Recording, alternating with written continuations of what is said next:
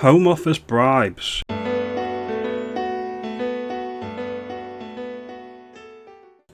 Good afternoon. I hope everyone's well today. Thank you for watching, it is appreciated. Our Home Secretary, the coloniser that is Shabana Mahmood, has decided that she's going to get tough on immigration. You heard it here first.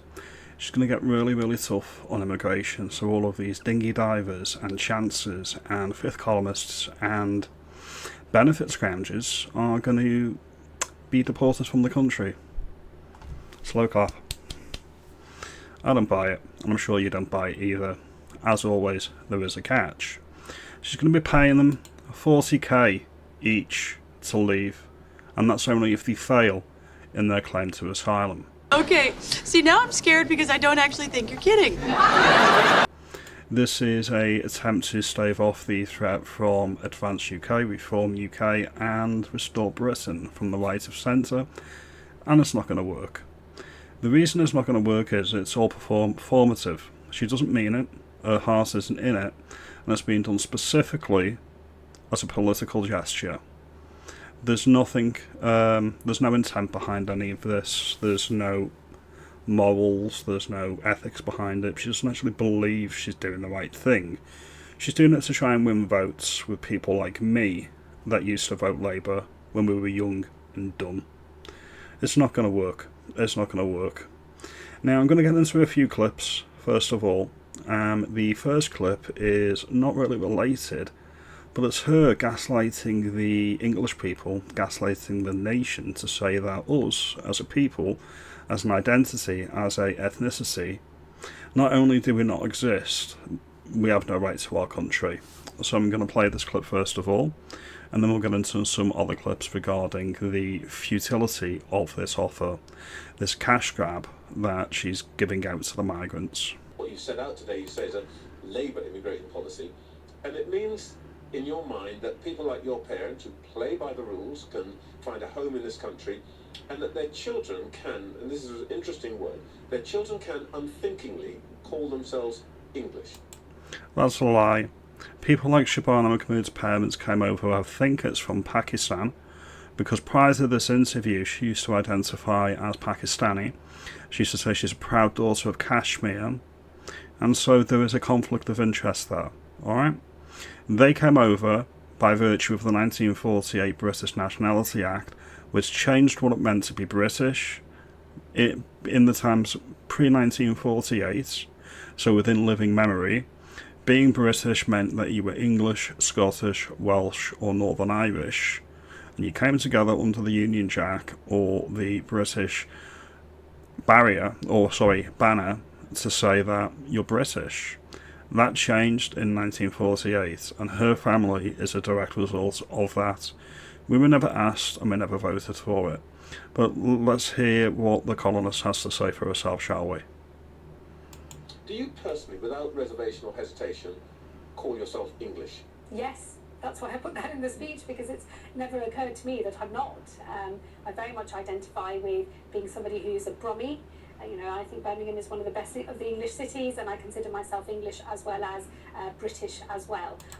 It used to be one of the best cities in Britain. It used to be. Not so much anymore. Not so much anymore. Things have changed in Birmingham, and we all know what that is. Okay? Don't gaslight the nation. I know that sometimes people use English to mean slightly different things, but for me, my identity being someone who's born and lived in England all my life, that's who I am. Good for you, Shabana.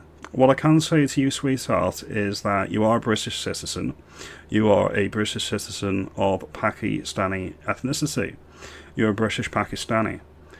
Probably one of the good ones. I don't think you were involved in the grooming gangs, for example. You're just involved in the cover-up. So, we'll take that for what it's worth, but you're not English. Let's just be real about that. You can identify however which way you want. That's brilliant. Bully. Wonderful. Great for you. Thrilled. Over the moon. It doesn't make it real. So, in minority homes, generally speaking, English usually means white. From your point of view, it's you've gone past that. I think so. I think definitely when I was younger, everybody would have said if you're saying someone is English, what you really mean is they're white. I think that is a little bit less true today, as more of us are settled in England. As you've seen the rise of sort of Scottish civic identity and Welsh civic identity. You know, if England were playing Scotland, in a football match, I know who I'm supporting. I wouldn't even think twice about supporting anyone other than. And if they're playing Pakistan at cricket? Exactly the same, England all the way. So because of that, I think over the last few years, you've seen more of a sense of confidence amongst minority communities to consider themselves English, but also I think English is not a race identity so much as it is a civic and national identity, and that is definitely the perspective I have of it. Okay, that may be your perspective, and that may be the British government's perspective of it, because we all know the British government, I think it was under either the last Labour government or the Cameron government, actually rejected a UN directive to give people like me status as the native people of Britain or this United Kingdom, and it was rejected outright. And it was rejected outright in my view, so people like Shabana can co-opt my identity, wear it as a skin suit, and say I don't have the right to exist in my own homeland. Thanks for that. I think I'm going to be rejecting your comments wholesale. So that's the first clip. But the second clip is a witless Labour backbencher trying to defend this giveaway to migrants, the failed asylum seekers that are coming over the channel. So we're going to get into this clip now. It's quite a reward for failure, isn't it? It's in the British taxpayers' interest, and that's the judgment that we make. To reward £40,000. Surely this will act as a magnet for more people to try and get to the United Kingdom. I want to say, first of all, it's not in my interest as a British taxpayer to pay every single migrant coming over from France in a rubber boat £40,000 to leave. That's more than many working class people get a year by doing a year's work, hard graft. And you think it's value for the taxpayer to give each of these people, when they're rejected from the asylum system, which should be overhauled by the way, a bung to leave. You think that's beneficial to me as a taxpayer? No, I reject that completely. They shouldn't be getting a penny. In fact, they shouldn't set foot on the mainland in Britain. This is absolutely outrageous that they think this is a good deal. And of course, we've had many of the Labour left rejecting this straight away. There's been leaked WhatsApp messages from the PLP. Their messages have been leaked. And there's a lot of people, a lot of payroll do-nothing backbench Labour retards, frankly, saying, oh, this is inhumane, this is unacceptable. People like Rachel Maskell and Stella Creasy, we all know who they are. You know what I mean? This is a joke, this is an insult. Well, first of all, this is a pilot on people already in the system. Right. So there's no pull factor in that element. You know, it is... The thing with pilots, Sonny Jim, the thing with pilots is, if you deem it to be a success, it goes further, alright? That's the whole point of a pilot. If I'm sitting in Calais and I hear, guess what? If you get to the United Kingdom, even if you fail, if you take your wife or husband and 2 children, they'll give you £40,000 to leave. You don't see that as a pull factor? No, I don't, because I know what those people are being told already, which is, if you get to the UK and if you fail, they won't be able to fail in your application. They won't be able to remove you. A husband and wife and 2 small children, they fail on all the levels.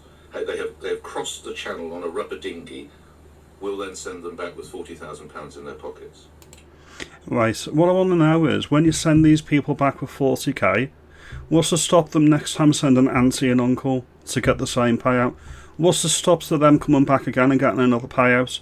What's to stop them doing it every year in perpetuity and never having to work a day in their lives?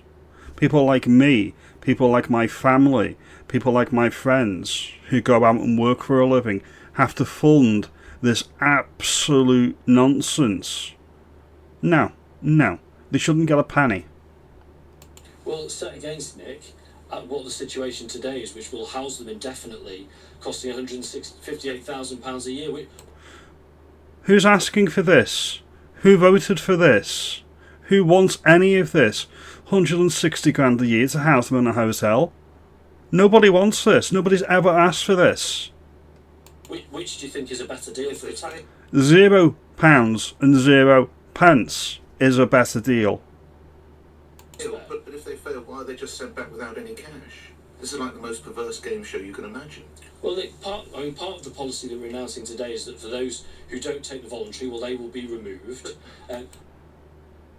Pathetic. Absolutely pathetic. But, you know, as I say, this is a balance for the British taxpayer. This is better value for the British tax. Yeah, we're going to leave that here. It's utterly pathetic. How many of our own people can't get a house? How many of our own people are homeless? How many of our own people would think to themselves, well, I want 40 grand free off the government. I want that money. Give it to me, please. No, it's pathetic. Then you look at this lady, she was on LBC earlier on today, and she's one of the people that I would prefer to help, rather than the chances that are flooding the country. I have to leave my house with my 3 children. I can't afford anywhere. I've looked everywhere and there's no property available. I've been to my council, they can't help me financially or in any way, shape or form.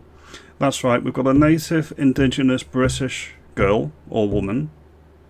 She can't go to the council to get any assistance and she's being made homeless. They can't give her any money, no £40,000 for her, and she can't get a house, excuse me, probably because they've all been bought up to be houses of multiple occupancy through illegal invaders that have no right to be here and are making things 10 times worse for people that already are in the country.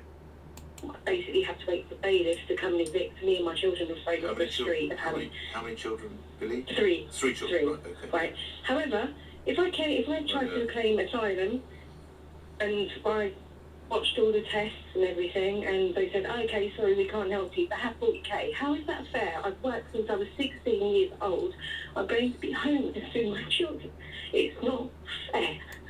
None of it's fair, sweetheart. I'm completely on your side. None of this is fair. None of this is justified.